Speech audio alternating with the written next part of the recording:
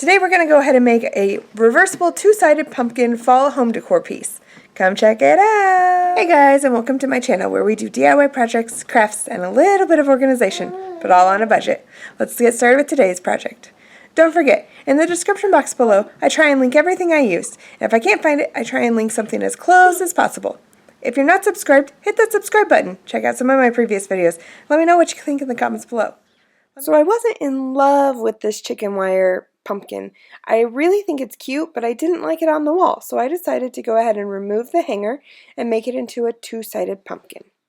Next, I took an old dress from my daughter's, one that doesn't fit anymore, and I just drew around the pumpkin.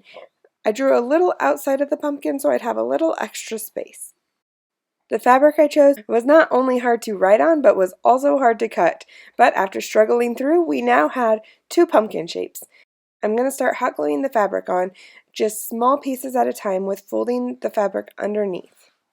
I decided to start at the bottom because of that seam that was on the fabric. I thought that'd be the easiest place to start and give me the most of the extra space in case I messed up, I guess. And then I went ahead and I flipped over and I did the top side. And this way I could work around the sides of the pumpkin and still be as even as possible. As I went around the pumpkin hot gluing, I found that it was easiest if I had the fabric folded, then put a couple dots of the hot glue and pressed it on. I wasn't super picky about how the fabric folded on the outside if there were any extra folds, just because this is a pumpkin, so they are lumpy and bumpy, and we're going to end up stuffing it anyways. One thing I didn't even think about is how much stuffing would make this stand out, so I really should have cut a little bit extra fabric, but I didn't, so we made it work. Here you can see I left a hole, and that's where we're going to end up stuffing all of our stuffing.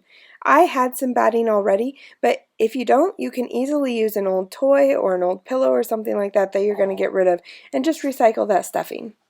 When you're adding the stuffing into the pumpkin, you do want to make sure you're not pulling on the fabric too hard or pushing it in too hard because you don't want to bust that hot glue. It's not the most efficient hold, especially on this wood filler. A little more hot glue and you can seal it right up. Then I just took some Mod Podge and I put my twine in it. I let it dry and then I was able to manipulate the twine into more of a spirally, kind of like the vines that the pumpkins grow on. And voila! There we go, a two-sided decorative pumpkin. I'm really loving how this looks. Let's take a final look. Thank you so much for watching, guys. I'm really glad you joined and I can't wait to do another craft next Sunday. Bye-bye!